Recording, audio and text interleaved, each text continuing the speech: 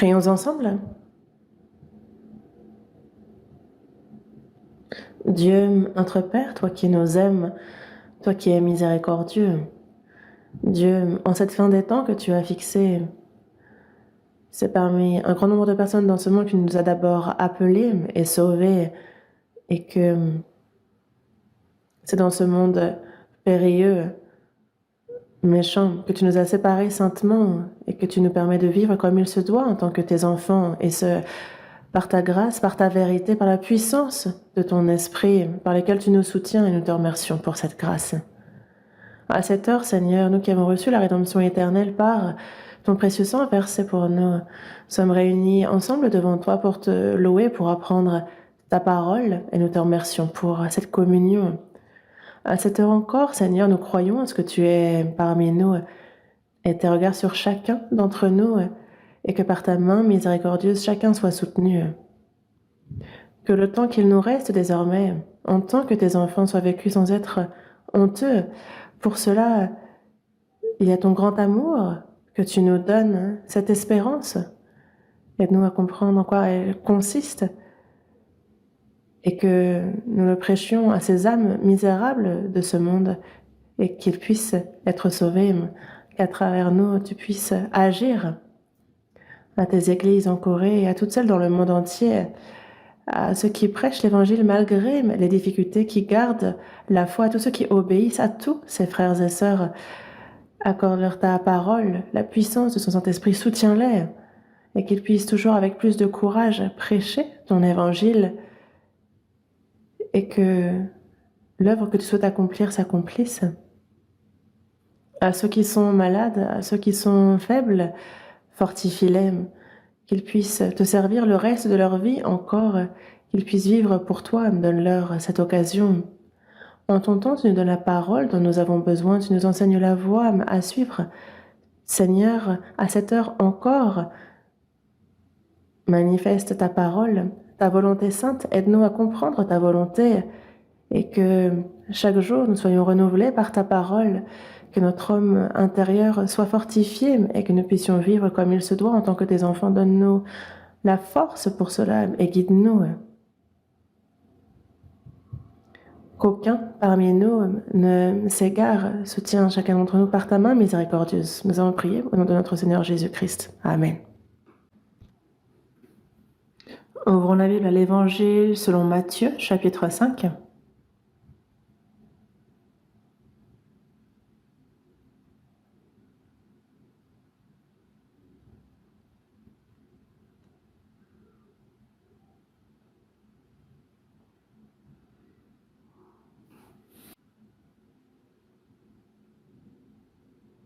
Évangile selon Matthieu, chapitre 5, à partir du verset 1 jusqu'au verset 10.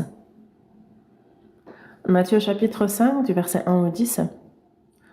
Lisons ensemble lentement. Voyant la foule, Jésus monta sur la montagne, et après qu'il se fut assis, ses disciples s'approchèrent de lui.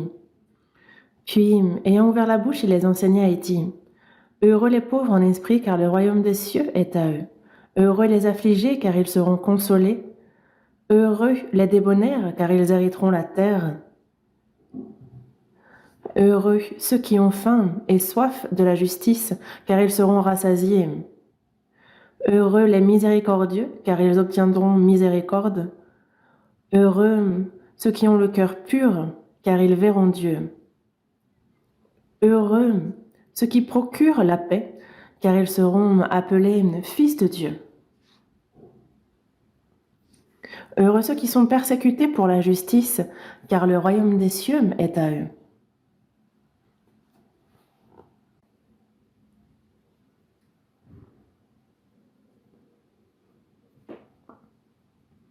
La semaine dernière, nous avons eu la retraite de printemps et c'est dans la grâce de Dieu que tout s'est bien terminé. Cette fois encore, ce sont quelques 6000, quelques centaines de personnes qui se sont réunies et c'est ensemble que nous avons prié, évangélisé et cette fois encore, de nombreuses personnes ont pu recevoir le salut, on a pu les voir se réjouir. Merci d'avoir prié ensemble, d'avoir participé, et merci pour vos efforts. Merci beaucoup. Ce dimanche matin, nous revenons donc sur ce passage de Matthieu, chapitre 5, 6, 7, sur ce qu'on appelle le sermon de la montagne, les béatitudes. Et nous allons continuer à voir ça ensemble. Nous avions appris il y a bien longtemps sur ce passage, mais moi-même, ça fait déjà bien longtemps, et je ne m'en souviens donc pas. Et donc c'est un peu comme une nouvelle approche de ce passage. Et je reçois et ressens beaucoup de grâce à l'étude de ce passage, même moi personnellement. Et c'est pour cela que on apprend sur ce passage et on va faire en sorte que vous puissiez mémoriser ce passage. Parce que c'est vraiment important que de mémoriser les versets. Et chaque dimanche, on mémorise plusieurs versets. Et on va voir certains qui vont avoir vraiment confiance. Ils auront la tête haute. Et d'autres vont, de manière très humble, dirons-nous, pencher la tête et lire les versets sans les réciter. Mais c'est vraiment très important que de mémoriser des versets. Dans le psaume 119, verset 11, il est dit « Je serre la parole dans mon cœur afin de ne pas pécher contre toi ». On a ce genre de verset. Dans Colossiens chapitre 3, verset 16, aussi, il est dit que la parole de Christ habite parmi vous abondamment. Donc on a aussi ce verset-là. La parole de Christ, si on veut qu'elle habite abondamment parmi nous, il nous faut l'écouter, la lire, et il est nécessaire aussi de mémoriser sa parole. Si on mémorise beaucoup de versets, c'est un peu comme un soldat qui va sur le champ de bataille et qui est suffisamment armé. Auparavant, c'est avec un arc et des flèches qu'on faisait la guerre. Et une personne suffisamment armée, avec suffisamment de flèches, pourra tout à fait, au moment opportun, envoyer ses flèches contre l'ennemi. Mais si on manque de flèches à son arc, alors il est difficile d'attaquer l'ennemi. Dans Éphésiens, chapitre 6, verset 17, il est dit de prendre l'épée de l'Esprit qui est la parole de Dieu. On a en nous le Saint-Esprit, et dans la bataille contre le diable, on a le Saint-Esprit qui nous aide. On a un général. Il est certes général, mais s'il est désarmé, alors il ne peut absolument rien faire. Et c'est de même pour le Saint-Esprit. Si nous n'avons pas la parole, si nous sommes fébriles, alors le Saint-Esprit ne va pas pouvoir agir à sa guise. Et c'est pour cela que le plus important pour nous est d'apprendre la Bible. Avant de recevoir le salut, nous apprenons à travers la Bible qui est Dieu, quel Dieu il est, dans quel état nous sommes devant lui, nous comprenons sa grâce, nous recevons le salut. Et après, le salut, c'est également par la parole. C'est à travers la parole que chaque jour Dieu nous renouvelle au quotidien. Dans Jean, chapitre 17, verset 17, il dit bien nous sanctifier par sa vérité. Il nous dit que sa parole est la vérité. Nous la lisons, nous la mémorisons, nous l'écoutons. Et chaque jour, ça nous sanctifie. Il nous transforme, il nous renouvelle chaque jour par sa parole. Sans manger au quotidien, on se retrouve sans force, n'est-ce pas? Et alors on ne peut pas travailler. Et c'est pour cela que même si on loupe juste un repas, alors on va chercher à manger. Dans Job, il est dit que la parole du Seigneur, nous espérons en elle bien davantage que notre repas quotidien. Dans Matthieu, chapitre 4, verset 4, lorsque Jésus était tenté par le diable, il lui a dit que l'homme ne vivra pas de pain seulement, mais de toute parole qui sort de la bouche de Dieu. Et c'est par la parole que notre cœur est renouvelé. Et obéir à la parole, suivre cette parole dans notre vie, c'est notre nourriture et la plus précieuse des nourritures. Mais sans apprendre la parole, sans la lire, sans la mémoriser, alors, si on en manque de cette parole-là, il est difficile de vivre la vie de foi. Que l'on soit tenté, que l'on fasse face à des difficultés, le Saint-Esprit, il nous fait vaincre à travers la parole. Mais comment pourrait-on vaincre sans la parole? Lorsqu'on a de la convoitise, ne convoite point. Lorsqu'on a de la haine, celui qui aime est meurtrier. Et la colère de l'homme n'accomplit pas la justice lorsqu'on est en colère. Donc, à chaque instant, le Saint-Esprit va nous faire remémorer les versets appropriés. Donc, le Saint-Esprit nous apprendra toutes choses, il nous rappellera toute vérité. En même temps qu'il nous fait comprendre les paroles que nous avons à comprendre aussi, et il nous fait nous souvenir des versets que nous avons mémorisés. Lorsque nous en avons besoin, il nous les rappelle.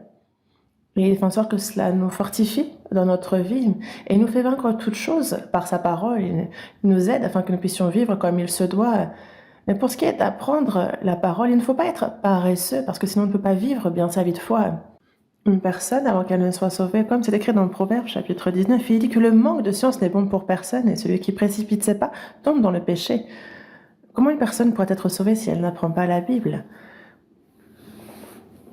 Un médecin dit à son patient de prendre des médicaments, mais s'il ne les prend pas, comment compte-t-il guérir? Et même après le salut, si on est paresseux, si on néglige d'apprendre la parole, alors non, il nous faut lire tous les jours, au moins, vraiment, au moins un chapitre. Un chapitre, ça se lit rapidement, 2, 3, 4, il faudrait au moins lire ça, plus si possible. Mais il ne faut pas trop lire non plus, parce que sinon,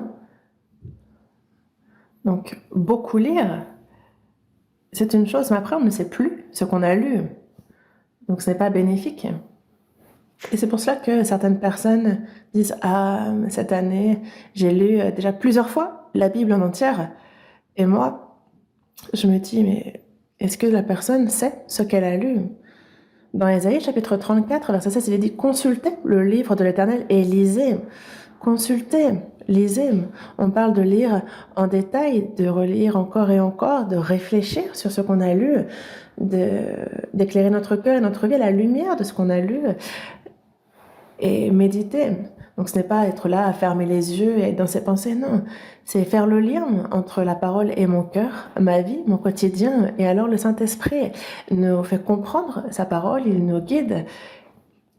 La parole de Dieu, on la médite jour et nuit, toujours. Quand on va en voyage, ne prenez pas la fuite avec le strict minimum, mais prenez forcément, impérativement votre Bible, sans parler du gros volume, mais même la version de poche, pour que vous puissiez lire chaque jour. Parce qu'on ne peut pas ne pas lire chaque jour. Et si je me suis endormie et que je me rends compte que, je n'ai pas lu aujourd'hui, donc réveillez-vous, lisez plusieurs chapitres avant de vous endormir. Donc cette habitude est nécessaire. Et c'est pour ça que dans Apocalypse, chapitre 1, il est dit « Heureux celui qui lit et ceux qui entendent les paroles de la prophétie et qui gardent les choses qui y sont écrites, car le temps est proche. » Donc, celui qui lit, ceux qui entendent les paroles, parce que on a donc l'Église qui est en synogramme, c'est enseigner et se réunir. Et c'est le but même pour lequel on se retrouve. On se réunit pour apprendre la parole. Et c'est dans son Église que Dieu enseigne. Et c'est pour cela que on a le Saint-Esprit qui nous enseigne toutes choses sur loin. Et c'est pour apprendre que nous nous réunissons. C'est le premier but à cela. À chaque fois que nous nous retrouvons, il y a donc Dieu qui donne sa parole. Nous l'écoutons, et nous sommes enseignés. Et il nous faut garder, obéir autant que je le peux, garder au maximum sa parole. Alors, je suis heureux. Parce que si j'écoute, si je sais, mais que je ne pratique pas, alors je ne suis pas béni.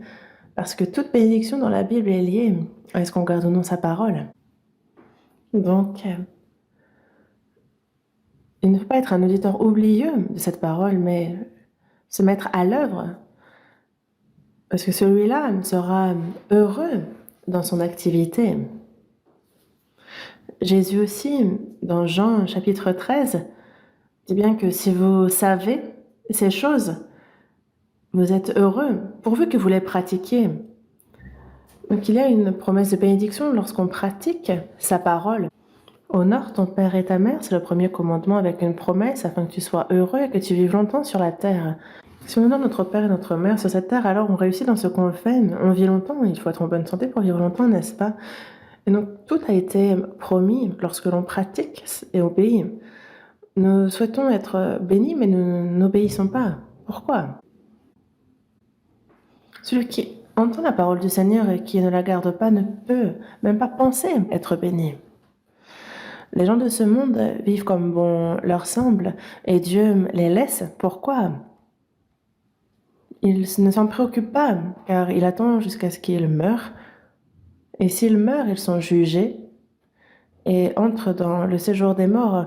Mais pour les enfants de Dieu, pour ceux qui sont sauvés, il ne leur permet pas de vivre comme bon leur semble. Vous le saviez.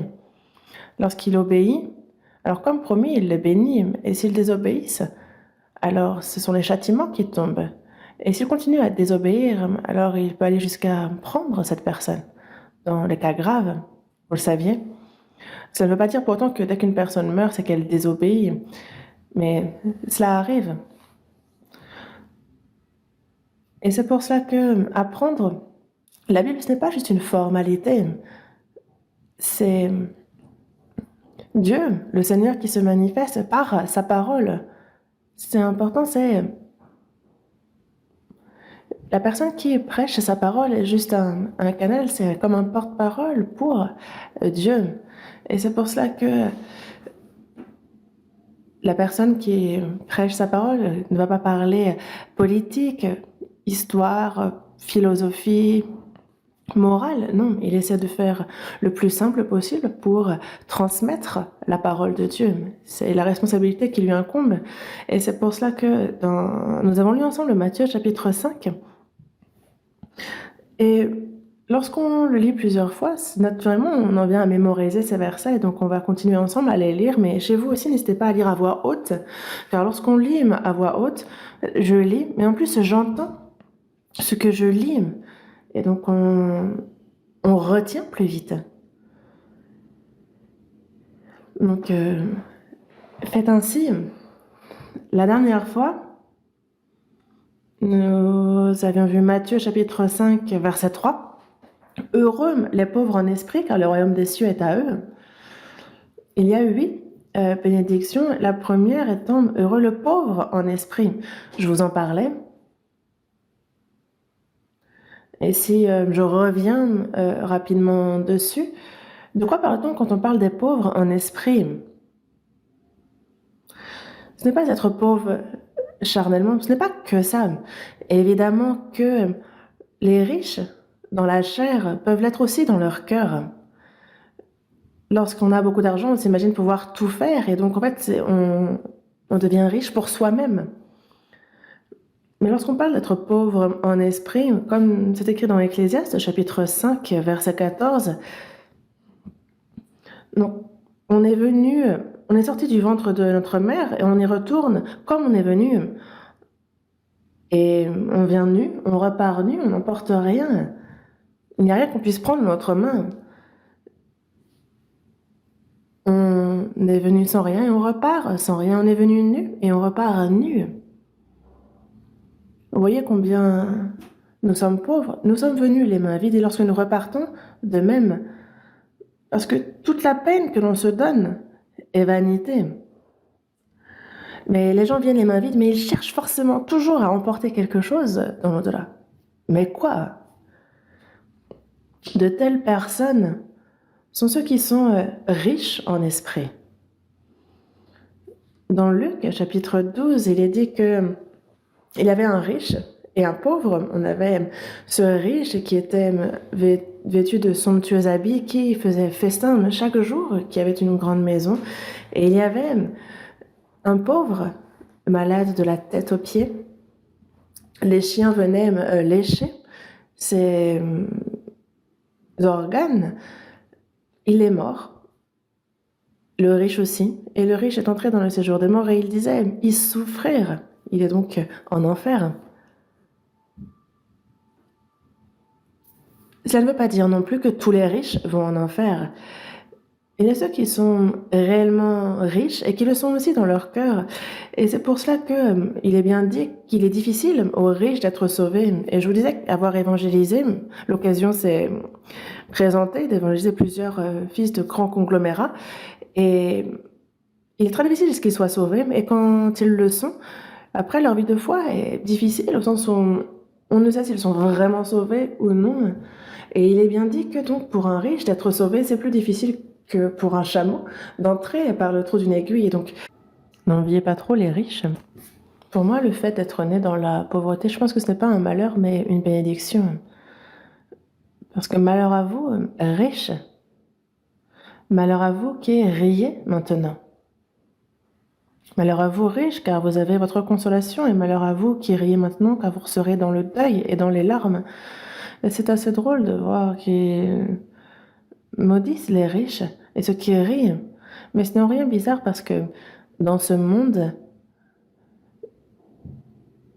il y a donc l'homme qui, à cause du péché, est maudit. Et c'est la souffrance, la peine qui incombe à ces personnes-là. Les douleurs de l'enfantement, la peine qu'on se donne à vivre. Et on quitte ce monde en pleurant. Dans ce monde, il n'y a pas de véritable bonheur ni de véritable espérance. Mais les hommes ont une grande convoitise. Ils ont l'impression qu'ils ne vont pas mourir avant des centaines, des milliers d'années, mais ils ont de tels désirs. Et c'est pour cela que Dieu s'adresse à ces personnes disant: insensé, cette nuit même, ton âme te sera redemandée ce que tu as préparé. Pour qui ça sera-t-il? Quand on y pense, l'homme est insensé. Alors qu'il est dit de se garder avec soin de toute avarice, parce que la vie d'un homme ne dépend pas de ses biens, fut-il dans l'abondance. Certains vivent avec pour seul but de devenir riches, et c'est leur seul but. Les riches veulent devenir riches, les pauvres devenir riches, et il n'y a pas de fin à l'enrichissement. Mais Lazare est donc le nom donné aux pauvres, alors que le riche, lui, n'a pas de nom. Lazare signifie Dieu est mon aide. C'est pour cela que dans le psaume 39, on a David, à partir du verset 5, qui dit: Éternel, dis-moi quel est le terme de ma vie, quelle est la mesure de mes jours, que je sache combien je suis fragile, que je sache combien ma vie est courte. Parce que voici, tu as donné à mes jours la largeur de la main, et ma vie est comme un rien devant toi.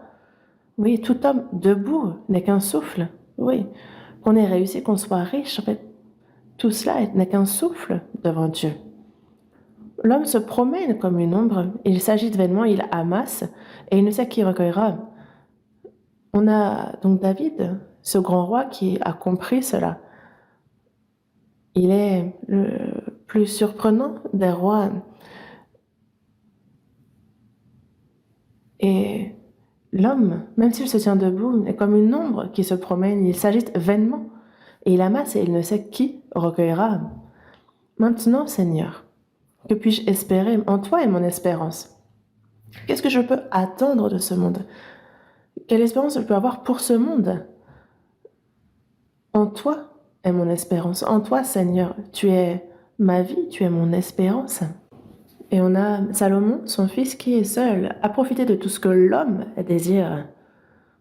Qu'a-t-il dit, lui, dans Ecclésiaste, chapitre 1, verset 2? Vanité des vanités, tout est vanité. Du chapitre 1 au chapitre 12 d'Ecclésiaste, le mot vanité apparaît à plus de 37 reprises. Si on lit en détail, on se rend compte de ça. Vous avez du mot vanité. En anglais, nothing. En gros, rien. Il n'y a rien. Et ça, c'est être pauvre en esprit que de le savoir. Et cette personne-là est heureuse. Pourquoi? Parce que cette personne a rempli désormais les conditions pour être sauvée. Ceux qui sont satisfaits et riches dans ce monde, ceux qui cherchent à l'être, jusqu'à ce qu'ils meurent, ils ne peuvent pas réfléchir aux problèmes que connaît leur âme, ils ne réfléchissent pas à Dieu, et ils ne prennent pas le temps jusqu'à ce qu'ils meurent. Dans tous les cas, les riches, certains, c'est juste avant de mourir où ils se disent: oh, Mais qu'est-ce qui se passe? Est-ce que Dieu existe vraiment? Est-ce qu'il y a l'âme, l'esprit? Est-ce qu'il y a bien un ciel et un enfer? Il s'en préoccupe, mais il est bien trop tard. Trop tard. Les malades aussi se disent: «Oh, mais qu'est-ce qui m'arrive?» Le médecin leur donne au plus vite un diagnostic et opère au plus vite. Mais il y a ceux qui n'écoutent pas ce qu'on leur dit et c'est plus tard, justement, lorsqu'ils sont gravement atteints et qu'il est déjà bien trop tard. Donc on a ce genre de personnes et d'autres, bien plus nombreuses, ne prennent même pas le temps d'y réfléchir. Ils sont trop occupés au quotidien pour ce qui est de l'au-delà, pour ce qui est de l'âme, de l'esprit. Ils disent ne pas avoir le temps d'y réfléchir. Ce sont vraiment des personnes qui font de la peine. C'est pour cela que heureux celui qui est pauvre en esprit, je le répète, mais ce sont de telles personnes qui peuvent recevoir le salut, qui ont le cœur pour. Dieu fit l'homme à son image. Et ce n'est pas pour passer une dizaine d'années sur cette terre maudite, à souffrir, à se donner de la peine, à suer. Il n'a pas fait l'homme pour cela, pour qu'il juste il meure. Non, l'homme est honoré aux yeux de Dieu, mais il parle ici de son âme, de son esprit. Dans le psaume 49, verset 21, il dit que l'homme qui est en honneur et qui n'a pas d'intelligence est semblable aux bêtes que l'on égorge. C'est son âme, son esprit qui est à l'honneur et non pas sa chair. Et la personne qui ne le comprend pas est semblable à la bête que l'on égorge. Alors que l'homme, lui, est en honneur. Pourquoi? Parce qu'il a son âme, son esprit. Et c'est pour cela que dans ce monde, il faut connaître la vanité de ce monde. Et on a justement ces conflits que rencontre notre âme, notre esprit, donc concernant Dieu, le fait de le rencontrer.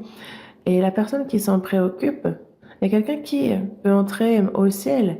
Non pas qu'il entre au ciel, mais une telle personne, justement, est justement qualifiée en premier lieu pour pouvoir y entrer. Parce qu'une personne riche est éloignée de Dieu. N'enviez pas les riches.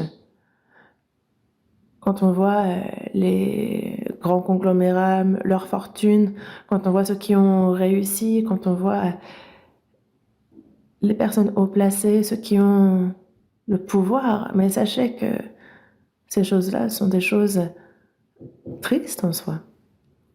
C'est là pour quelques années et il n'y a pas de quoi se vanter. Nous, quand nous voyons ces choses-là, on peut les voir comme des enfants qui se battent pour des jouets. Cela n'a absolument rien de différent que des gens qui se disputent dans la cour de récré. Et aussi, heureux les affligés, car ils seront consolés.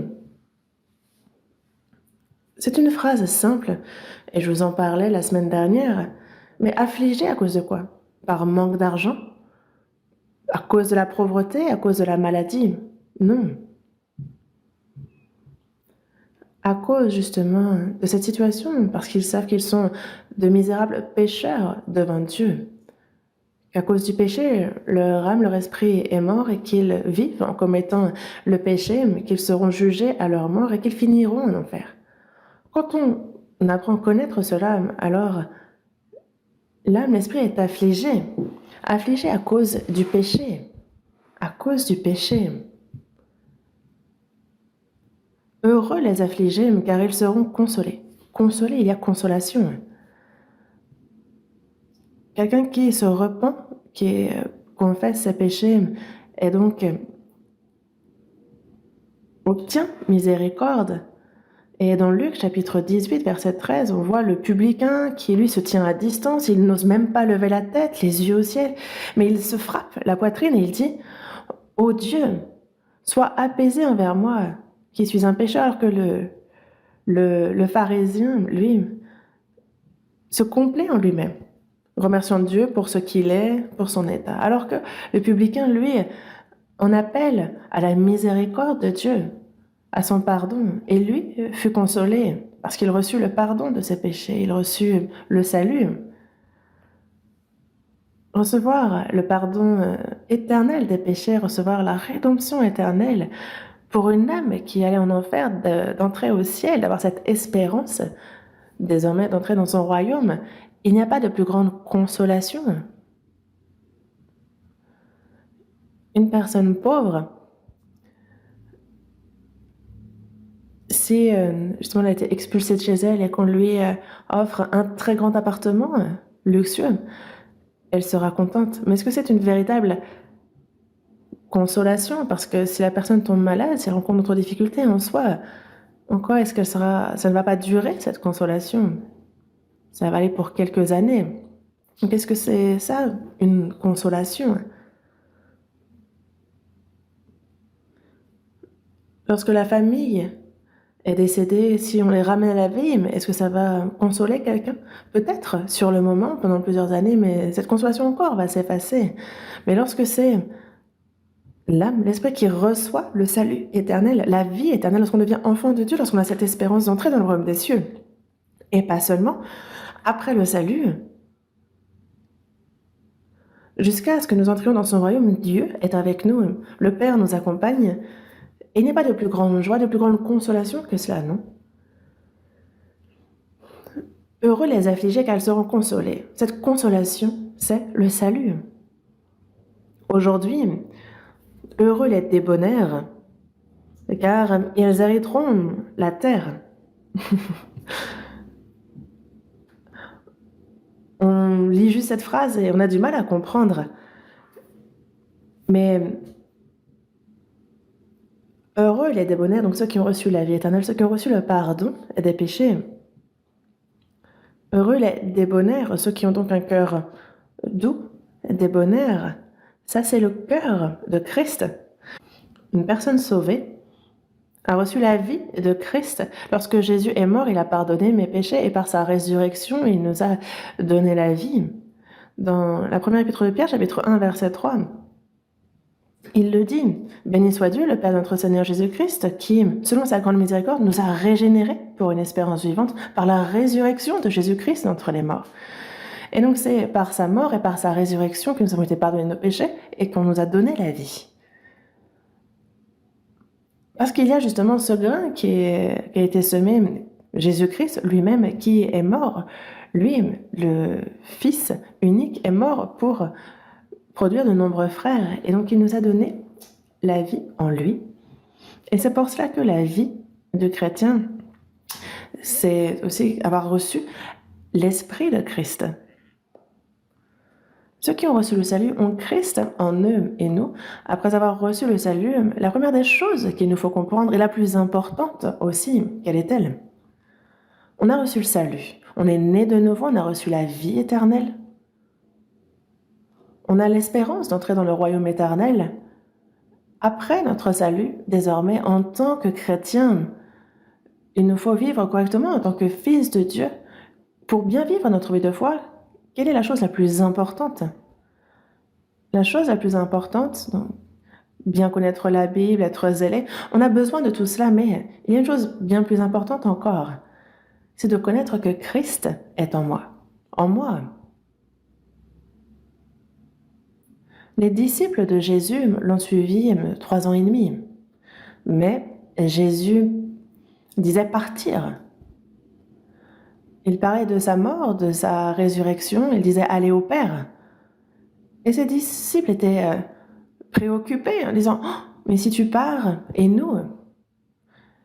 Jésus leur dit, il est bon pour vous, il est avantageux que je m'en aille, car si je ne m'en vais pas, le consolateur ne viendra pas vers vous, mais si je m'en vais, je vous l'enverrai. Il sera avec vous éternellement. Donc on a le Saint-Esprit qui est l'Esprit de Christ. Jésus est venu en chair sur terre. Et il y a l'Esprit de Christ, le Saint-Esprit. Et c'est pour ça que dans Romains, chapitre 6, verset 9, il est écrit que si quelqu'un n'a pas l'Esprit de Christ, il ne lui appartient pas. L'Esprit de Dieu, le Saint-Esprit, l'Esprit de Christ, c'est le même Esprit. L'Esprit de Christ, l'Esprit de Dieu, le Saint-Esprit. Donc on a ce Saint-Esprit Et c'est pour cela que dans Jean chapitre 14, verset 20, il est dit qu'en ce jour-là, vous connaîtrez que je suis en mon Père et que vous êtes en moi et que je suis en vous. Le jour où on est sauvé. Qu'est-ce que nous savons ce jour-là? Nous savons que nous avons reçu la vie éternelle, le pardon de nos péchés, que nous avons désormais l'espérance du ciel. Tout cela s'est accompli. Mais ce que nous savons juste après, c'est que, le Seigneur est en moi.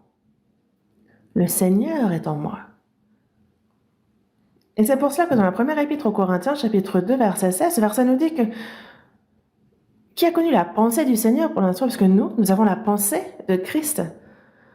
Nous avons le Saint-Esprit, nous avons la pensée de Christ. Et dans Galates, chapitre 2, verset 20, il dit que désormais, si je vis, ce n'est plus moi qui vis, c'est Christ qui vit en moi.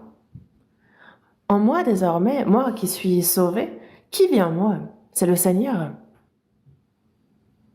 Dans la première épître aux Corinthiens, chapitre 6, verset 19, il est dit « Ne savez-vous pas que votre corps est le temple du Saint-Esprit qui est en vous, que vous avez reçu de Dieu, et que vous ne appartenez point à vous-même. On a donc ce corps qui est le temple du Saint-Esprit. »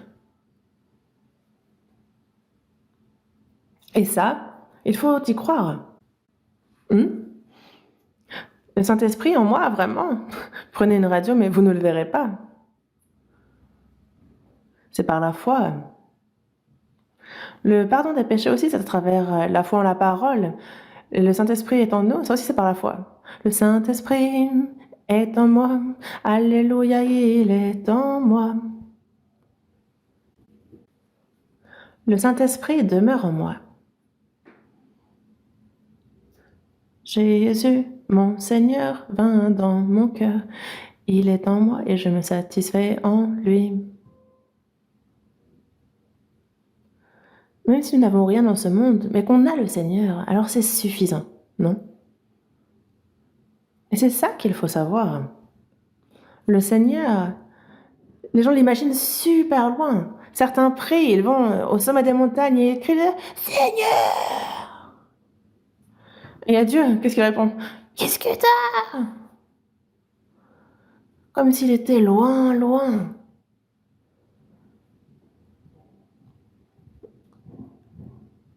Mais dans ces cas-là, on aurait besoin de la plus grande des enceintes pour appeler le Seigneur. Mais non, il n'est pas loin. Quand je pense, il le sait.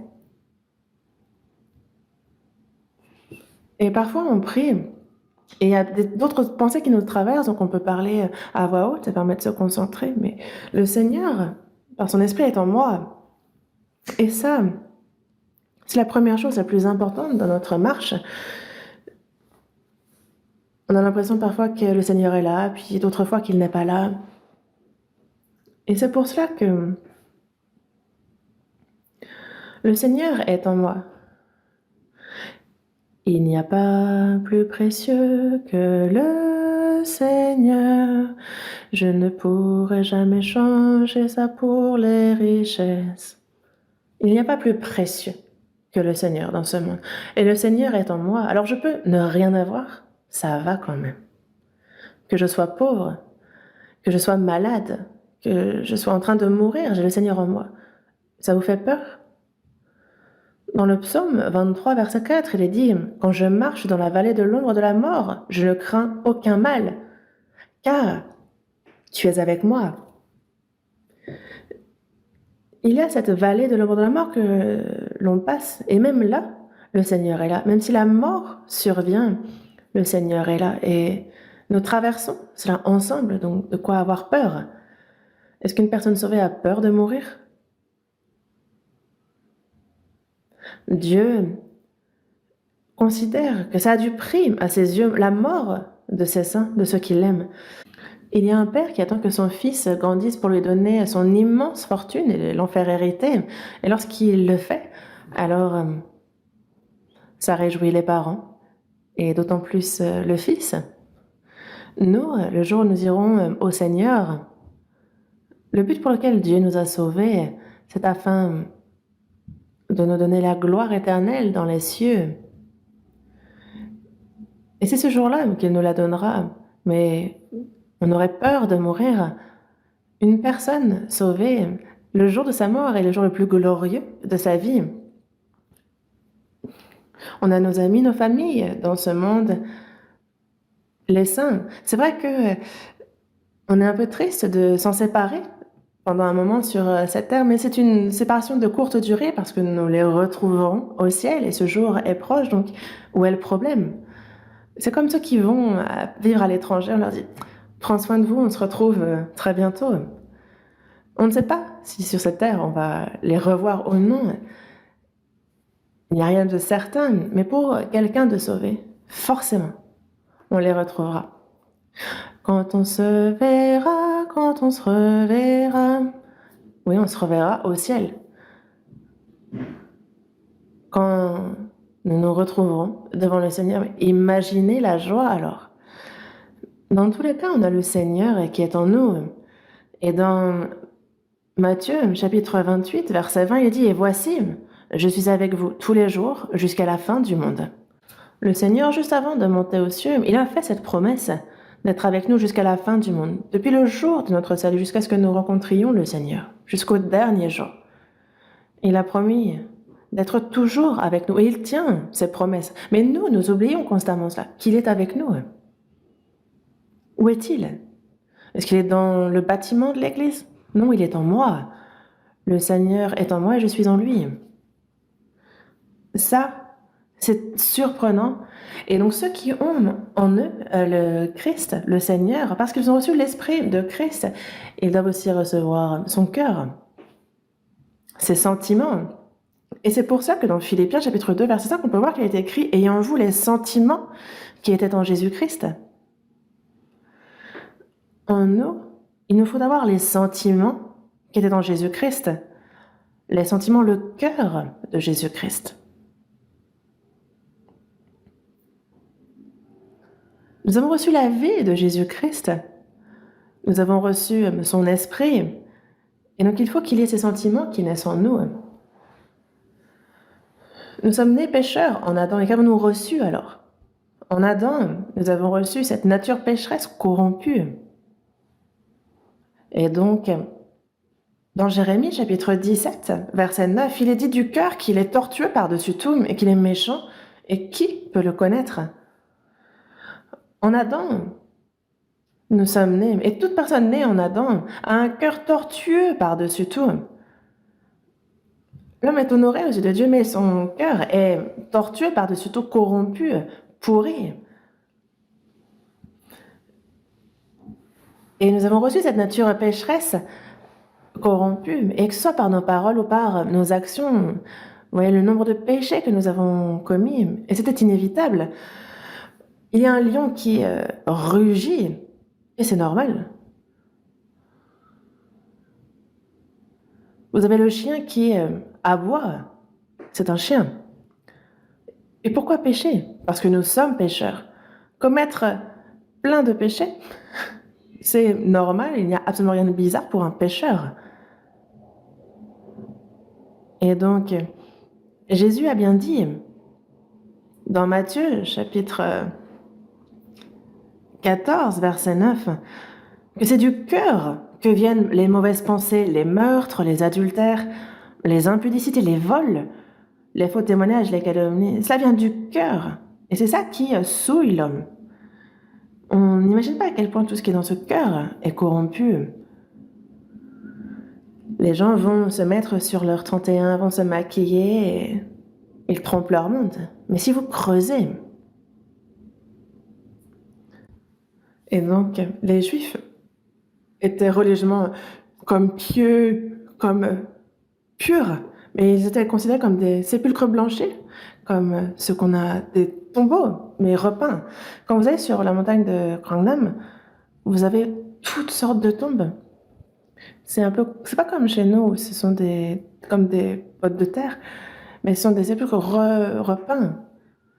Et donc, ils ressemblent à des sépulcres blanchis, mais ils paraissent beaux au dehors, mais au-dedans, c'est plein d'ossements de mort et toute espèce d'impureté. Donc, si on creuse, toutes sortes de choses sortent. Alors que oui, ils paraissent beaux, sains, mais lorsque nous sommes nés de nouveau, nous n'avons pas seulement reçu la vie de Dieu, non seulement nous n'avons pas reçu l'esprit de Christ, mais nous avons aussi reçu son cœur.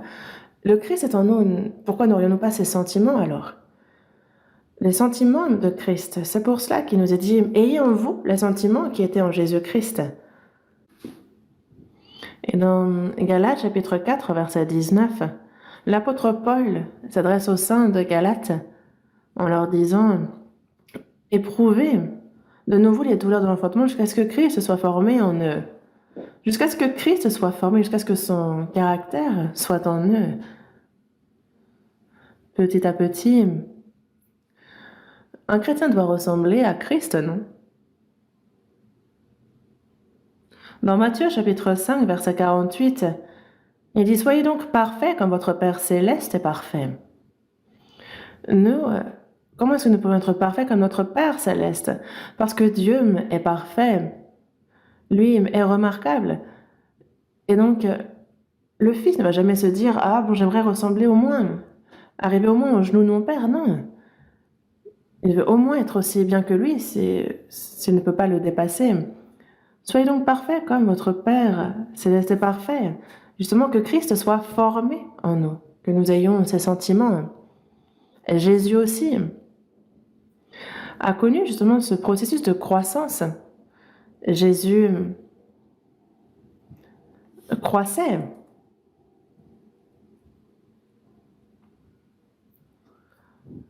C'était à la vue des hommes. On l'a vu croître, grandir. Un homme naît, mais lorsqu'il est jeune, il mange tout ce qui lui tombe sous la main, il fait ses besoins à tout moment. En fait, il n'a honte de rien, mais petit à petit, justement, il se cache ou il connaît ce qu'il aime et ce qu'il n'aime pas. Il est prudent, justement, petit à petit, en fait.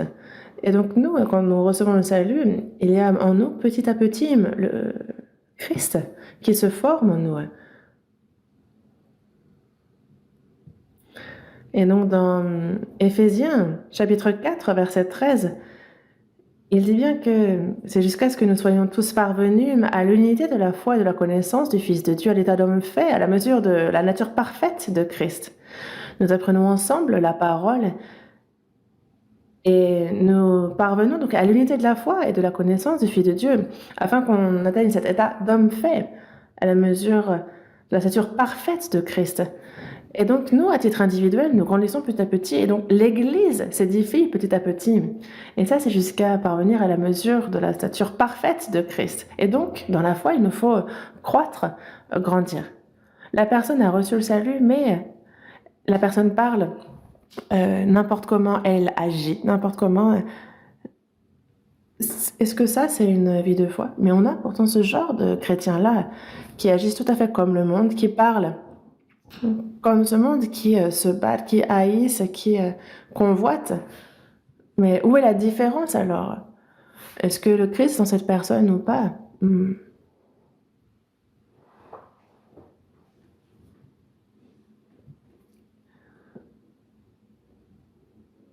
Et donc, si on a l'esprit de Christ, alors il nous faut ressembler à Christ, petit à petit. Et c'est pour ça que dans la deuxième épître aux Corinthiens, chapitre 5, verset 17, il est dit que si quelqu'un est en Christ, il est une nouvelle créature. Je suis en Christ et Christ est avec moi, donc nous sommes une nouvelle créature. Nous avons été régénérés. Donc si quelqu'un est en Christ, il y a donc cette union en la mort et en la résurrection de Jésus. Nous sommes devenus un avec Jésus. Et c'est pour ça que dans la première épître aux Corinthiens, chapitre 6, verset 17, on nous parle de celui qui s'attache au Seigneur et est avec lui un seul esprit. Nous sommes devenus un. Lorsque le fer entre dans le feu entre dans le fer, le feu se rougit et donc ils deviennent un. C'est du fer en feu. Le fer est du fer, mais il y a du feu dedans, il est en feu. Et c'est pareil pour Christ. Christ est en nous et nous sommes désormais inséparables. Mystérieux et surprenant, mais c'est un fait. Et si vous ne comprenez pas, croyez. Ah oui, le Seigneur est en moi. Le Seigneur est en moi, comment est-ce que je pourrais donc agir n'importe comment alors? Si le Christ est en moi, je suis donc une nouvelle créature. Puisque je suis désormais unie, je suis un avec Christ, je suis une nouvelle créature, une nouvelle personne. Les choses anciennes sont passées, voici, toutes choses sont devenues nouvelles. Le Seigneur est en moi, il a fait de moi une nouvelle créature, une nouvelle personne. Et il faut devenir une nouvelle personne pour pouvoir entrer dans le nouveau ciel, la nouvelle terre. Le vieil homme ne peut entrer dans le nouveau ciel et la nouvelle terre. Les choses anciennes sont passées. Voici, toutes choses sont devenues nouvelles. Voici, faut que ce soit visible. Est-ce que vous avez quelque chose à montrer? Évidemment, ce n'est pas parce qu'on est né de nouveau que l'on va du jour au lendemain devenir un ange. Non, mais on a reçu la vie. Au minimum, on est devenu enfant de Dieu. On a l'esprit du Seigneur en nous. On a à cœur de vivre selon la volonté du Seigneur. Et c'est pour ça que petit à petit, on croit, on grandit. Et quand on atteint un certain niveau, alors c'est nous ressemblons au Seigneur. Compris? Et il faut absolument que cela se passe comme ça. La personne vit comme bon lui semble. Et elles disent, ah, mais on est humain, est-ce qu'on peut vraiment vivre selon la volonté de Dieu, blablabla, blablabla. Mais si on est humain, on est surtout enfant de Dieu. Si on est des hommes, certes, mais on est ceux qui ont l'espérance du ciel, ceux qui ont l'esprit de Christ. Dans la seconde épître aux Corinthiens, chapitre 13, verset 5, il est bien dit de s'examiner pour voir si on est dans la foi, de s'éprouver soi-même. Ne reconnaissez-vous pas que Jésus-Christ est en vous, à moins peut-être que vous ne soyez réprouvés? On croit. Mais cette foi est-elle une véritable foi reconnue par le Seigneur? Et il faut s'examiner sur ce point. Que je sois ou non en bonne santé, pour cela, il faut faire des examens. La foi aussi, comment on l'examine? À travers la parole, parce que la foi vient de ce qu'on entend, donc c'est par la parole qu'on a eu la foi. C'est donc aussi par la parole qu'on va voir si c'est bien selon la Bible que j'ai la foi. Il faut que je m'examine à la lumière de la parole. Que j'examine chacun des points. Est-ce que c'est bien selon la Bible que j'ai reçu le pardon des péchés? Si c'est bien selon la Bible que j'ai reçu le salut? C'est bien selon la Bible que je suis né de nouveau? Est-ce que c'est bien selon la Bible que je suis devenu enfant de Dieu? Est-ce que c'est bien selon la Bible que j'ai reçu le Saint-Esprit? Est-ce que c'est bien selon la Bible que le Seigneur est en moi? Je vérifie point par point. Et justement, quand on a la certitude, on a la foi, examinez-vous vous-même. Ce qui compte donc est de reconnaître que Jésus-Christ est en nous. Il nous faut le savoir. Parce que peut-être, si Christ n'est pas en vous, alors vous êtes réprouvé par Dieu. Et donc celui qui n'a pas l'Esprit de Christ ne lui appartient pas. Et donc que faire? Si nous sommes chrétiens, il nous faut vivre comme il se doit en tant que chrétien, que ce soit dans ma pensée, dans ma manière de parler, dans ma manière d'agir. Même si nous ne sommes pas encore parfaits, petit à petit, nous lui ressemblons toujours plus. Et lorsque le Seigneur reviendra, alors c'est jusqu'à notre corps qui sera transformé pour lui ressembler et être glorieux.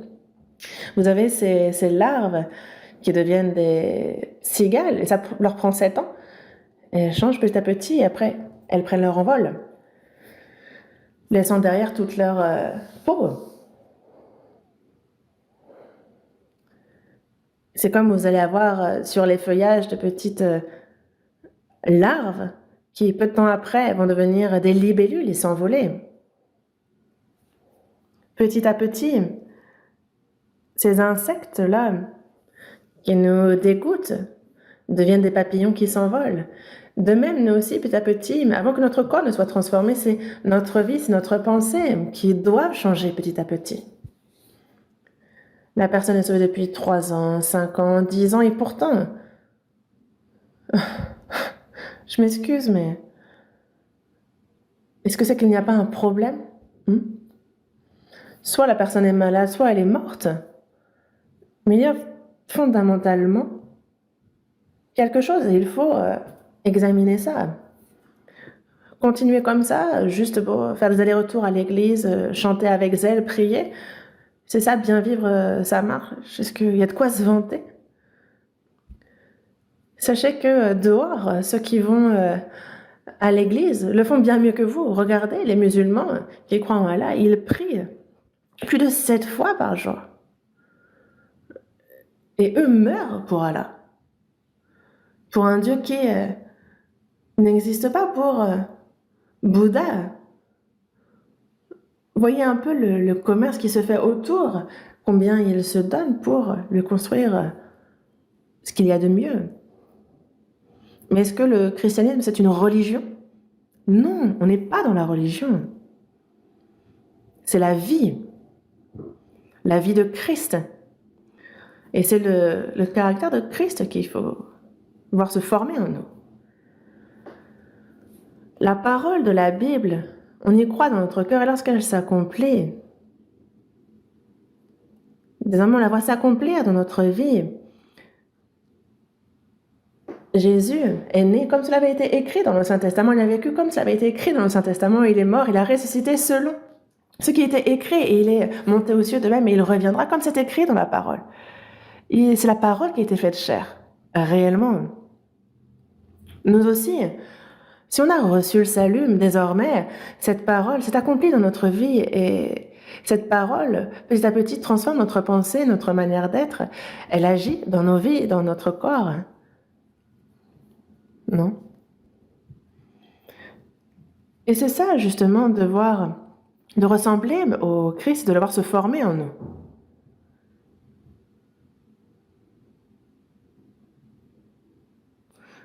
Donc,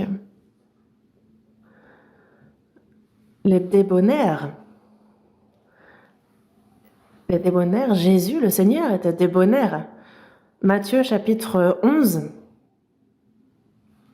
verset 29.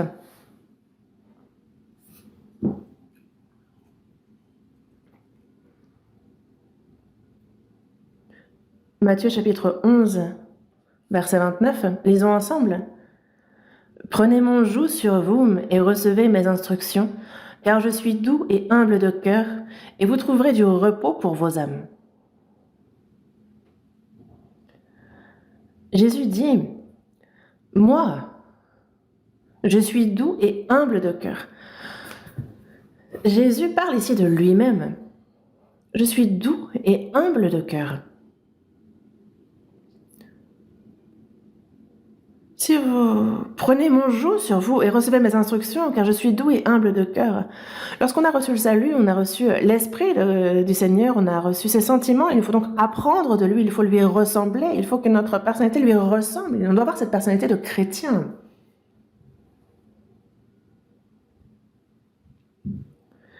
Doux et humble. Et donc petit à petit, ressembler au Seigneur. Il le faut. Et c'est pour cela que dans l'Ancien Testament, le plus remarquable des ouvriers de Dieu, des prophètes, donc Moïse a guidé le peuple d'Israël hors d'Égypte. Durant 40 ans, il les a guidés dans le désert jusqu'en terre de Canaan. Mais dans Nombre, chapitre 12, verset 3, ce verset nous dit que l'Éternel l'entendit.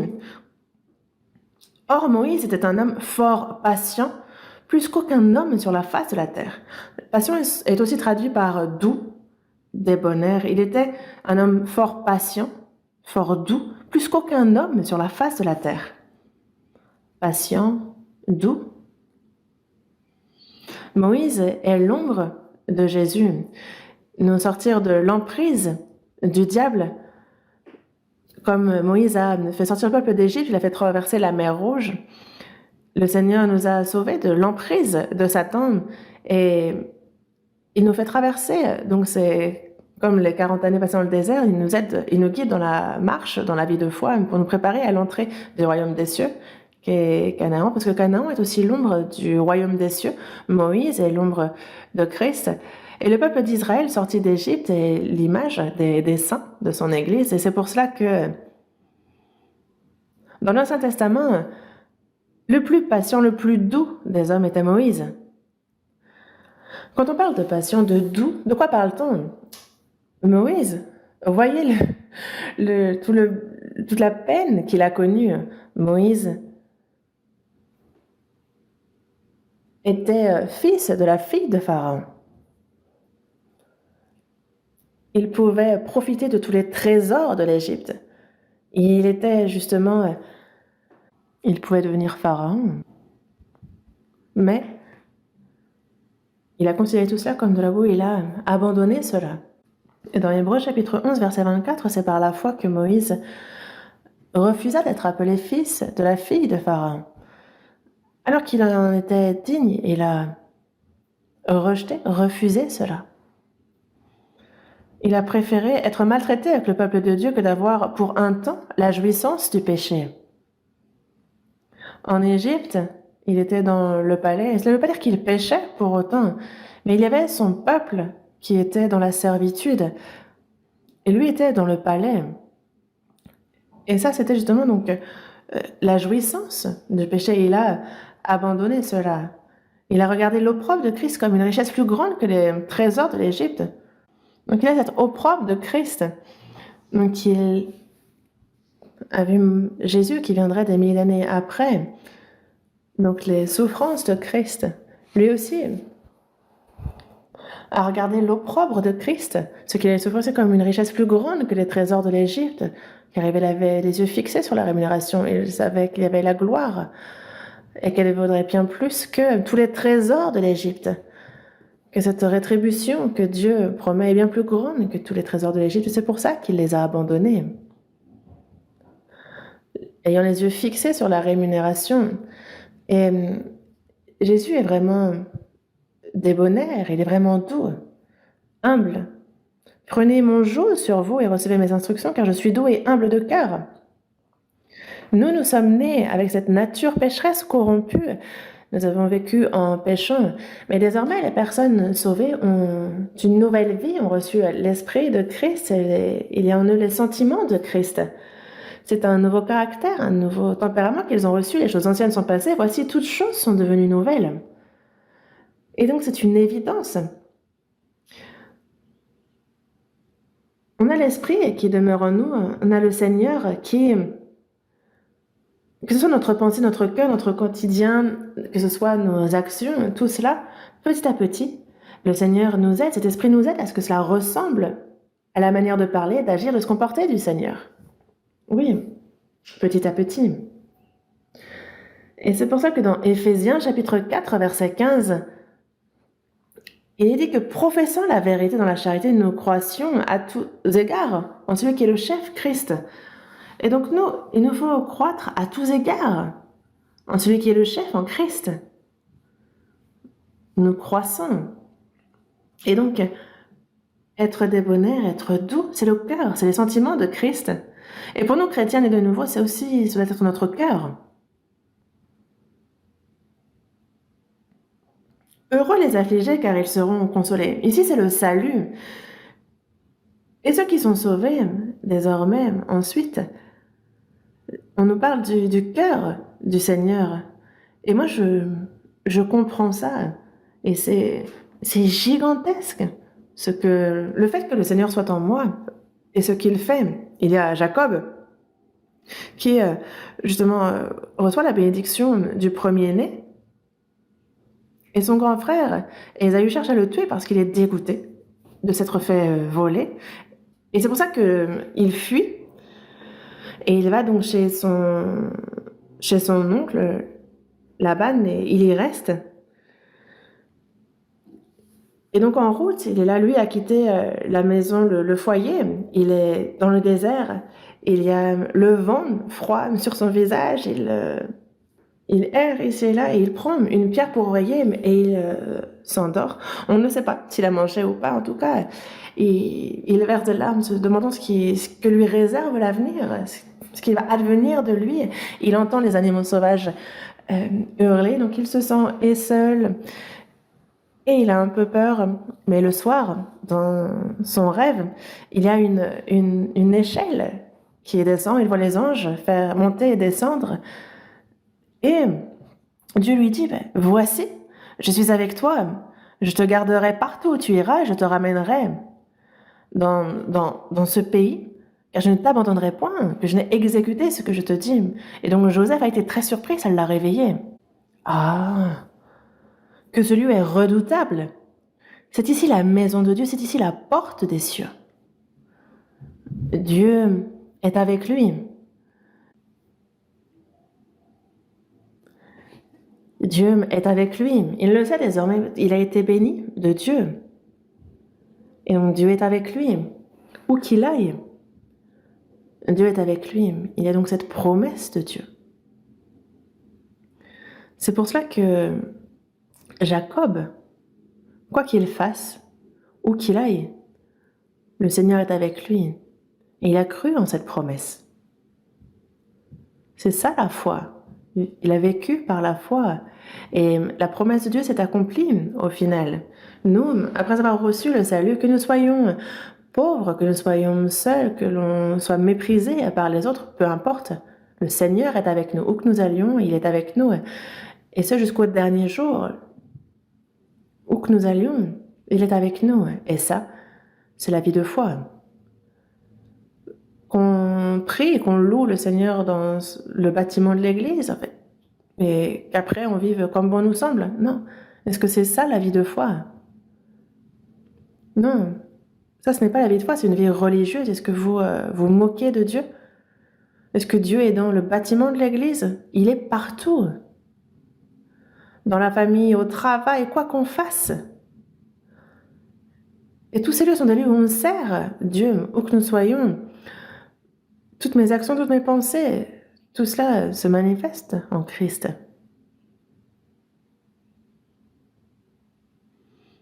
Donc, débonnaire, quand on cherche dans le dictionnaire, c'est calme, doux, obéissant, gentil, clément.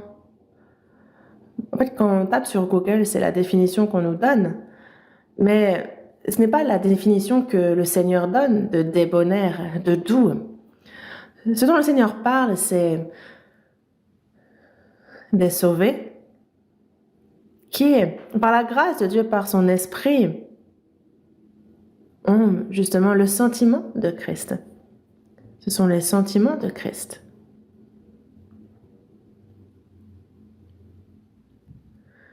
Prenez mon jour. Soyez doux, parce qu'il est doux et humble de cœur, et donc le chrétien ressemble de plus en plus au Seigneur. Il tire instruction de lui et lui ressemble. Mais dans Ésaïe chapitre 53, voyons ce passage un instant. Ésaïe chapitre 53.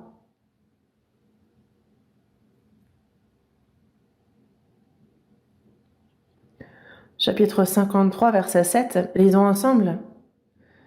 Il a été maltraité et opprimé, et il n'a point ouvert la bouche, semblable à un agneau qu'on mène à la boucherie, à une brebis muette devant ceux qui la tondent, il n'a point ouvert la bouche. Ésaïe a été écrit 700 ans avant que Jésus ne vienne sur terre. Et ici, c'est un verset qui désigne Jésus. Jésus, il a été maltraité et opprimé. Mais voyez la souffrance qu'il a connue. Le peuple d'Israël, élu de Dieu, l'a méprisé, l'a chassé, haï, a cherché à le tuer. Lui qui était sans péché, ils l'ont condamné à mort. Il a été frappé avec une verge. Les soldats romains lui ont craché au visage, l'ont frappé de leurs mains et l'ont battu. Il a souffert toutes sortes de maltraitances. Il a été frappé de verge, il a été crucifié et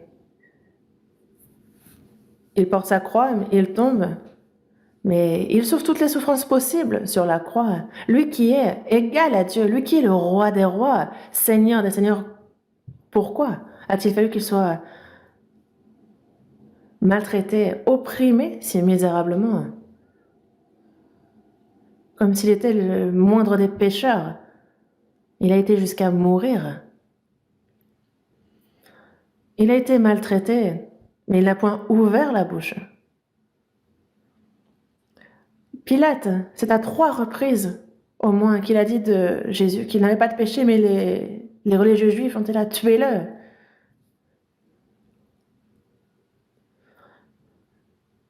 Jésus a dit, qu'ai-je commis comme péché?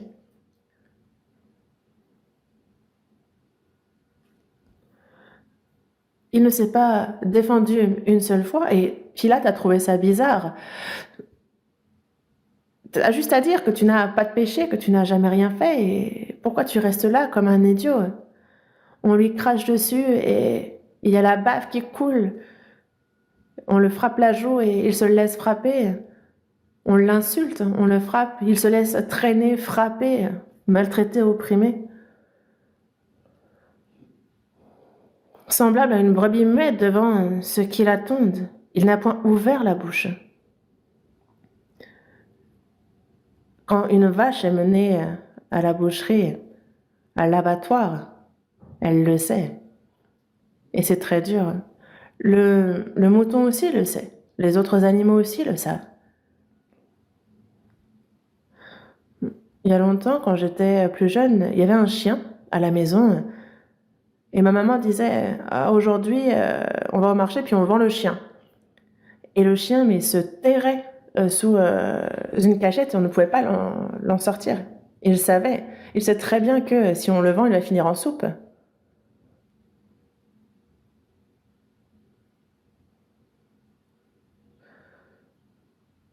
Mais Jésus, lui, comme une brebis muette devant ceux qui l'attendent, comme un agneau qu'on mène à la boucherie.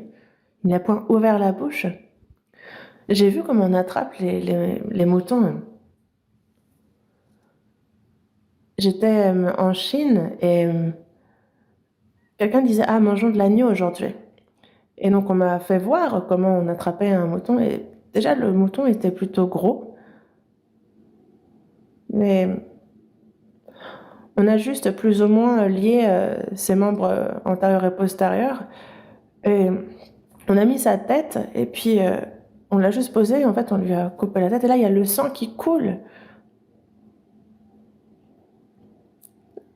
Et il soupire plusieurs fois et juste il pleure et il meurt. Les autres animaux, c'est la foire. Parce que j'ai vu comment ça se passe.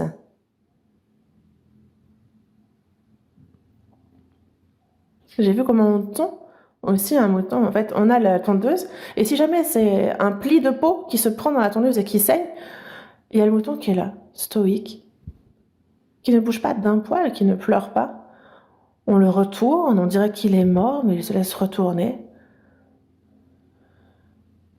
On lui enlève toute sa laine et on le libère et il repart. Donc, semblable à une brebis muette devant ceux qui l'attendent. Ici, on décrit un mouton pour décrire Jésus. Et c'est bien ici la douceur, le débonnaire dont parle Jésus. Qu'on le frappe, qu'on l'insulte, qu'on le maltraite, qu'on l'opprime. C'est comme dans 1 Pierre chapitre 2. Lui qui injuriait ne rendait point d'injures, maltraitait, il ne faisait point de menaces, mais il s'en remettait à celui qui juge justement. Qu'on l'insulte, qu'on l'injure, il ne rendait point d'injures. On le maltraite, et il leur a pas dit « Attendez un peu, vous allez voir qui je suis ». Non. Il n'a point ouvert la bouche. Pourquoi? Jésus, c'est à la place des pécheurs qu'il a connu toute cette honte, toute cette souffrance, et qu'il a dû mourir pour eux parce que c'était la volonté de Dieu. Voici, je viens dans le rouleau du livre, il est question de moi pour faire, ô Dieu, ta volonté. Souffrir, être maltraité, opprimé, mourir pour les pécheurs, ça c'est faire selon la volonté de Dieu. Il le savait. Jésus l'a dit. Personne ne m'ôte la vie, mais je la donne de moi-même. J'ai le pouvoir de la donner et j'ai le pouvoir de la reprendre. Tel est l'ordre que j'ai reçu de mon Père. C'est la volonté de mon Père. Dans Matthieu, chapitre 25, verset 39, alors qu'il est résolu à mourir sur la croix, il dit « Mon Père, s'il est possible que cette coupe s'éloigne de moi. » Jésus a la même chair que nous et lui-même ne veut pas connaître la honte et la souffrance de la croix. Mais il dit « S'il est possible que cette coupe s'éloigne de moi, toutefois non pas ce que je veux, mais ce que tu veux. Non pas selon ce que je veux, mais que ta volonté soit faite. » Qu'il meure sur la croix pour nous sauver, c'est une chose seconde. Mais il a obéi, il s'est soumis à la volonté du Père en mourant sur la croix. Et c'est pour ça qu'il n'a pas à se plaindre et il n'a pas de regrets. C'est la volonté de Dieu. C'est ça la douceur, être débonnaire, être doux et humble de cœur. C'est pour ça que dans Philippiens chapitre 2, verset 8, il est paru comme un simple homme. Il s'est humilié lui-même. Il s'est rendu obéissant jusqu'à la mort. Même jusqu'à la mort de la croix, lui qui est égal à Dieu, au Créateur des cieux et de la terre. Lui, il est paru comme un simple homme. Il s'est humilié lui-même. Il s'est rendu obéissant jusqu'à la mort. Jésus n'est pas un homme. Il est égal à Dieu. C'est Dieu. Mais il s'est humilié lui-même, se rendant obéissant jusqu'à la mort. C'est ça, débonnaire, doux. C'est là le débonnaire, la douceur dont nous parle la Bible. La douceur, l'humilité. Se soumettre absolument à Dieu, à sa volonté, en silence, quelles que soient les maltraitances, l'oppression. Ne pas se défendre, se plaindre, injurier, mais en silence, se soumettre, obéir jusqu'à la mort. Cette attitude-là, c'est ça, débonnaire. Alors, on a ce Seigneur doux, débonnaire, qui a ses sentiments, ce cœur, et nous, c'est ça qu'il faut qu'on suive. Quelles que soient les tribulations, les difficultés, ne pas se plaindre, ne pas murmurer, non. Mais sans un mot. Obéir comme lui. Vous voyez?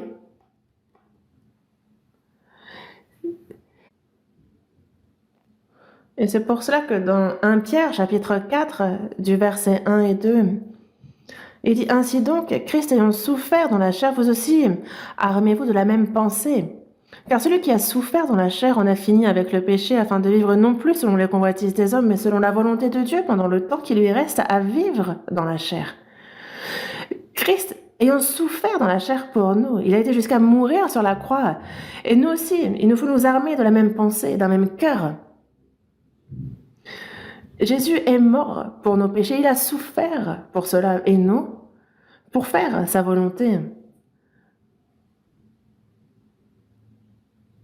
pour vivre selon sa parole, pour la prédication de l'Évangile, nous aussi. Quel que soit ce à quoi nous faisons face, les souffrances, les injustices, mais il faut nous armer de la même pensée que lui. Qu'est-ce que s'armer ? Il y a cette armure que l'on porte quand on va à la guerre. Et donc, quelles que soient les flèches qui nous sont tirées dessus, elles ne peuvent transpercer cette armure et nous toucher. Armez-vous de la même pensée. Ceux qui souffrent selon la volonté du Seigneur, celui qui a souffert dans la chair, il en a fini avec le péché. Il en a fini avec le péché. Nous, si nous vivons selon le Seigneur, nous souffrons. Mais une personne qui souffre dans la chair pour le Seigneur en a fini avec le péché. Et les gens disent, mais nous, on est humains, comment est-ce qu'on pourrait ne pas pécher ? Mais est-ce qu'il faut continuer dans le péché pour autant ? Il est dit que celui qui est né de Dieu ne pêche plus. Non pas dans le sens où on ne pêche plus du tout, mais il n'y a pas ces péchés que l'on commet par habitude, ce que l'on répète. Nous, petit à petit, il nous faut ressembler au Maître. Alors, on peut tout à fait vivre sans commettre le péché. Est-ce qu'il faut absolument pécher quand on vit ? Il faut absolument mentir, tromper notre conscience et pécher ? On ne peut pas s'en passer ? Quand on grandit jusqu'à un certain stade dans la foi, que ce soit Moïse, que ce soit les prophètes, ont-ils péché ? Paul a péché ?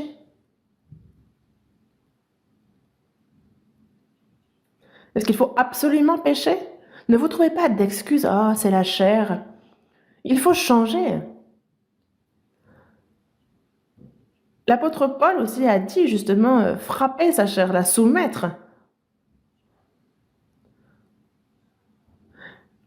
Il y a justement la chair et l'esprit qui luttent.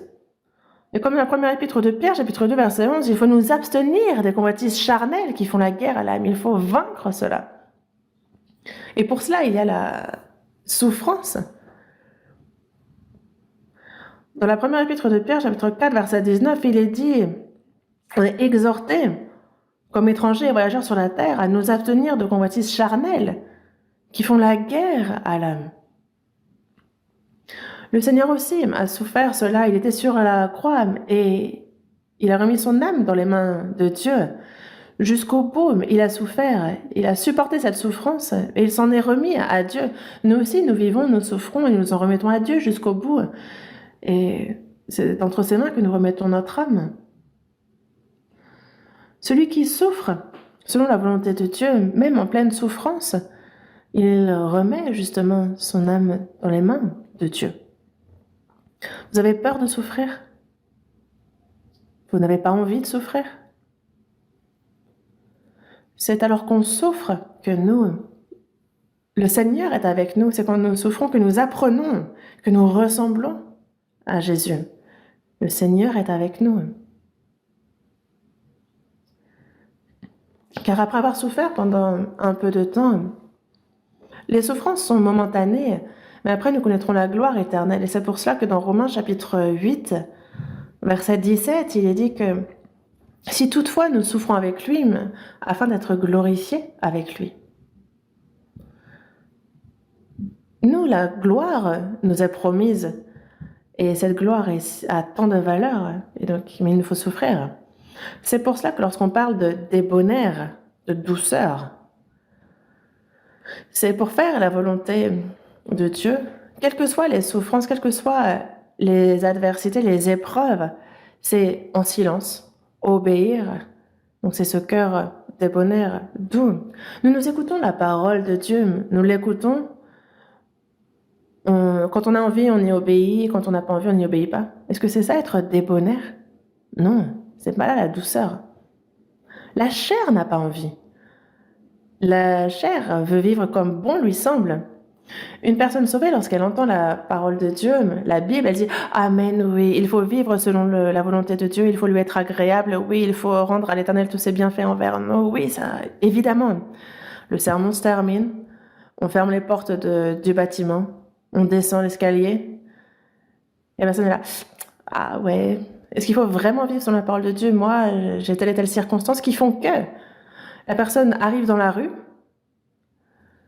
et elle dit, j'ai reçu la vie éternelle, bon, au moins je vais pas en enfer. Elle marche un peu plus loin, et elle dit, tant pis pour la récompense. Même si je suis assis au fond, dans le ciel, ça va. Et après, une très belle voiture passe, et elle dit, wow, une Tesla peut-être?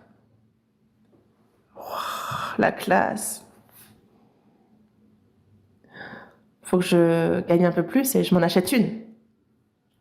Quand on voit une personne bien habillée passer, on est là, oh, la classe. Il y a trop de choses qu'on a envie. Une jolie maison, on se dit, à quand la mienne? Dieu a préparé plusieurs demeures dans sa maison. Pourquoi vous enviez tant de choses? Le Cantique le disait tout à l'heure, quand on voit la richesse, les honneurs dans ce monde, pensez à ce que ça représente. Il y a une bénédiction que l'argent ne peut acheter. Le Cantique nous le disait tout à l'heure. Même si je vois toute la richesse, tous les honneurs dans ce monde, en fait, je méprise cela, car c'est un peu comme des jouets pour enfants. C'est incomparable à ce qui nous attend. Toutes ces choses-là vont périr et disparaître dans peu de temps. Nous, il y a cette rétribution éternelle qui nous a été promise. Et c'est pour cela que nous souffrons. Savez-vous pourquoi il nous donne la souffrance? C'est afin que l'on soit justement qualifié à sa gloire. Et donc, les souffrances sont une très bonne chose. Sous prétexte que vous souffrez, que vous êtes méprisé par les autres, ne vous plaignez pas. C'est une très grande grâce. Et voyez un peu ce qu'a subi le Seigneur, ce qu'a subi les apôtres. Donc, dans la première épître aux Corinthiens, chapitre 13, il est dit de la charité qu'elle est patiente. Vous voyez combien Dieu est patient, vous voyez combien Jésus a patienté. La charité est pleine de bonté. La charité est patiente, elle est pleine de bonté, obéissante dans le silence.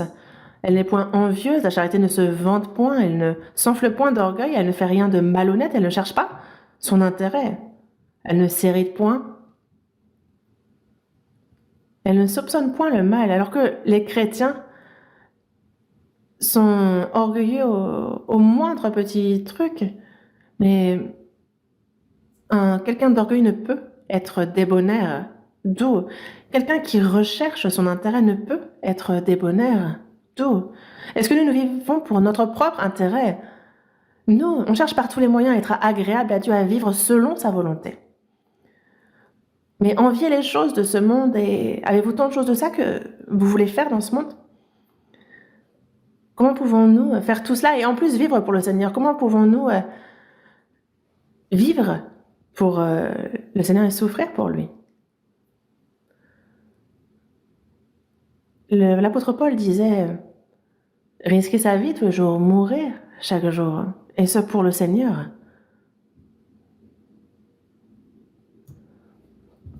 Même si nous souffrons, même si nous sommes victimes d'injustice, quand c'est pour le Seigneur, nous supportons. Mais il y a ceux qui se disputent, qui se battent, qui sont loin d'être débonnaires. D'où ce ne sont pas des brebis, ce sont des lions. Jean-Baptiste a vu Jésus, il a dit « Voici l'agneau de Dieu qui ôte le péché du monde ». Il ne l'avait pas reconnu, mais il est au-dessus. Le Saint-Esprit qui est descendu comme une colombe, c'est donc le baptême de l'Esprit. Au-dessus de la tête de l'agneau, il y avait une colombe. Mais si jamais tout d'un coup l'agneau devient un lion, alors la colombe va s'enfuir. Mais il y a les sauvés qui, à la moindre occasion, vont justement s'énerver, vont se disputer, vont se plaindre, murmurer. Est-ce que c'est ça, là, être débonnaire? D'où? Non. Il a été injurié, mais il ne rendait pas les injures. La charité est patiente. Justement, elle est pleine de bonté. La charité n'est point envieuse, la charité ne se vante point, elle ne s'enfle point d'orgueil. Et c'est ça, justement, les sentiments de Christ. Dans 1 Corinthiens chapitre 13, du verset 1 jusqu'après, on nous décrit ce qu'est la charité, ça nous décrit qui est Jésus. Et parmi les livres que j'ai écrits, il y en a un intitulé « L'amour », qui est le caractère même du chrétien. C'est sur 1 Corinthiens chapitre 13. Dans Colossiens chapitre 3, verset 12 aussi, on nous parle de se revêtir d'entrailles de miséricorde, de bonté, d'humilité, de douceur, de patience, de se supporter les uns les autres. Nous avons reçu le salut, mais il y a des différences dans notre mesure de foi. Il y a ceux qui viennent tout juste d'être sauvés, qui sont encore des enfants. Il y a ceux qui sont sauvés, mais qui tardent un peu. En fait, il y a toutes sortes de personnes. Mais est-ce que vous allez choisir ceux que vous fréquentez? Est-ce que vous allez rester avec ceux que vous appréciez? Non. Il faut supporter les uns les autres, et ce avec bonté, en étant débonnaires. Supportez-vous les uns les autres.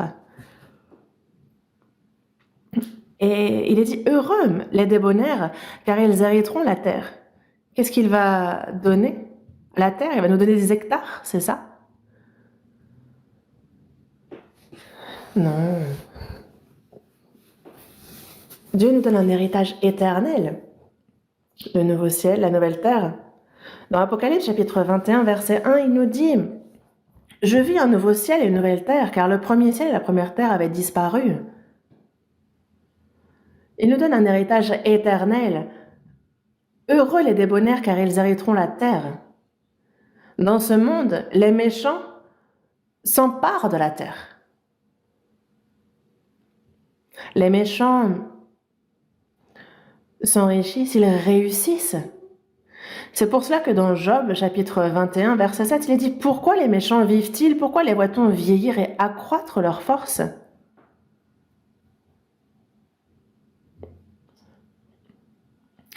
Leurs taureaux sont vigoureux et féconds, leurs génisses conçoivent et n'avortent point.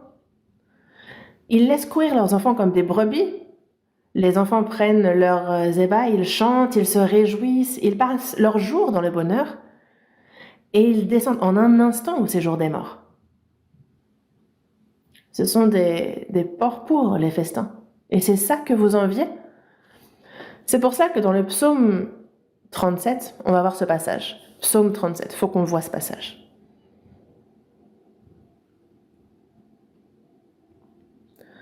Psaume 37,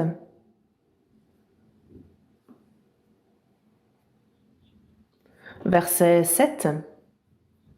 Psaume 37, verset 7. Garde le silence devant l'Éternel et espère en lui. Ne t'irrite pas contre celui qui réussit dans ses voies, contre l'homme qui vient à bout de ses mauvais desseins. Laisse la colère, abandonne la fureur. Ne t'irrite pas, ce serait mal faire. On lit ensemble le verset 9 et 10. Car les méchants seront retranchés, et ceux qui espèrent en l'Éternel posséderont le pays.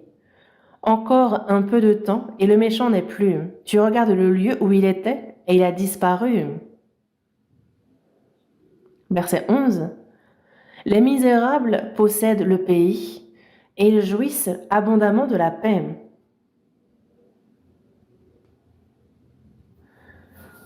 Garde le silence devant l'Éternel et espère en lui. Ne t'irrite pas contre celui qui réussit dans ses voies, contre l'homme qui vient à bout de ses mauvais desseins. Dans ce monde, les méchants réussissent. Pourquoi? Pourquoi ça se passe ainsi? Ce psaume, dans le psaume 73 aussi, on voit le bonheur des méchants. Ils réussissent. Et en voyant ça, mon pied allait fléchir. Mes pas étaient sur le point de glisser. Moi, je vis selon la volonté de Dieu et je suis éprouvée dans la souffrance. Les méchants, eux, voient comment ils réussissent. Pourquoi tu ne les punis pas? Tout se passe bien pour eux. La chance, pourquoi? C'est plus tard que je l'ai compris. Encore un peu de temps, et le méchant n'est plus.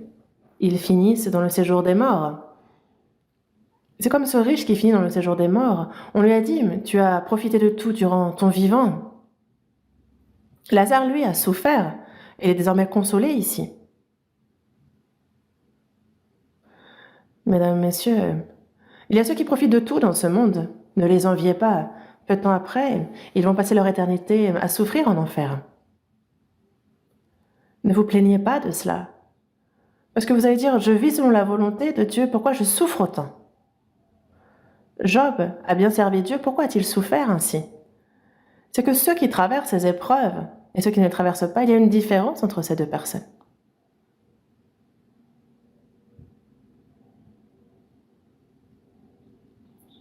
Encore un peu de temps et le méchant n'est plus. Les misérables possèdent le pays et ils jouissent abondamment de la paix. Les misérables possèdent le pays, ceux qui vivent en s'appuyant sur le Seigneur, qui placent son espérance en lui. Ceux qui obéissent à la parole de Dieu, ceux qui sont débonnaires et doux, ils possèdent le pays. Quel pays? Ce monde sera détruit.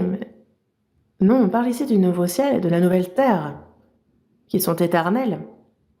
C'est pour ça que dans le verset 18, on va lire ce verset 18 ensemble, psaume 37, verset 18. L'Éternel connaît les jours des hommes intègres, et leur héritage dure à jamais. Les hommes intègres, les hommes débonnaires, ceux qui vivent selon la volonté de Dieu, l'Éternel connaît leurs jours et leur héritage dure à jamais. L'héritage que Dieu veut donner est un héritage éternel qui dure à jamais. Et c'est pour ça que dans Hébreux chapitre 10, verset 34, il est écrit que le chrétien, justement, a accepté avec joie l'enlèvement de ses biens. On le voit, les chrétiens ont souffert de la part des catholiques, parce que lorsqu'on ne croyait pas en leur doctrine, lorsqu'on désobéissait à cela, ils étaient attrapés et tués sur le bûcher. Donc, et tous leurs biens étaient livrés au butin pour l'État, pour le peuple. Et ça est arrivé véritablement, mais ils ont accepté avec joie l'enlèvement de leurs biens, sachant qu'ils avaient des biens meilleurs et qui durent toujours. Ils ont subi ça avec joie, alors qu'on leur prenait tous leurs biens. Pourquoi? Parce qu'ils savent très bien qu'il y a des biens meilleurs qui durent pour toujours que Dieu leur donnera. Prends tout. Martin Luther, il y a un cantique qu'il a écrit. Ma famille, mes proches, les honneurs et la vie, ma famille et mes biens, les honneurs et la vie. Mes ennemis peuvent tout prendre, peu importe. Moi, j'aime mon Seigneur. En fait, c'est ce que... Prenez tout ce que vous voulez. Moi, j'ai un lieu éternel. Lorsqu'on vit pour le Seigneur, il se peut que l'on soit touché sur certains points, mais ne vous inquiétez pas, il vous le rendra sur cette terre et dans les cieux. Donc pourquoi être frustré ainsi? Nous, en fait, même si nous n'avons rien, nous avons le Seigneur en nous, nous vivons selon sa volonté. Ça, c'est mon héritage. Donc un héritage qui dure toujours. Heureux les débonnaires, car ils hériteront la terre. Ceux qui obéissent à Dieu hériteront d'un héritage éternel. C'est la promesse qui leur a été faite. Compris? On est dans Matthieu chapitre 5. Rentrez à la maison et lisez de nouveau ce passage, réfléchissez, méditez. On va continuer à apprendre dessus. Prions un instant. Dis notre Père, toi qui es miséricordieux, tu as racheté notre corps, notre âme, notre esprit au prix de ton sang, nous t'appartenons. Désormais, le reste de notre vie, nous voulons le vivre selon ta volonté, à te servir, à te réjouir. Ton retour est très proche. Seigneur, nous croyons que nous allons tenir dans ta gloire. Tu as dit, heureux les débonnaires, car ils hériteront la terre. Et nous réfléchissons à ce bonheur que tu donnes, que nous soyons débonnaires, quelles que soient les épreuves, les adversités, les difficultés que nous rencontrons, que nous puissions être obéissants à ta parole en silence, que l'on tienne et que ce soit cet héritage glorieux, éternel, qui durera toujours, dans lequel nous espérions. Et pour cela, règne sur notre vie et sur notre cœur. Nous avons prié au nom de notre Seigneur Jésus-Christ. Amen.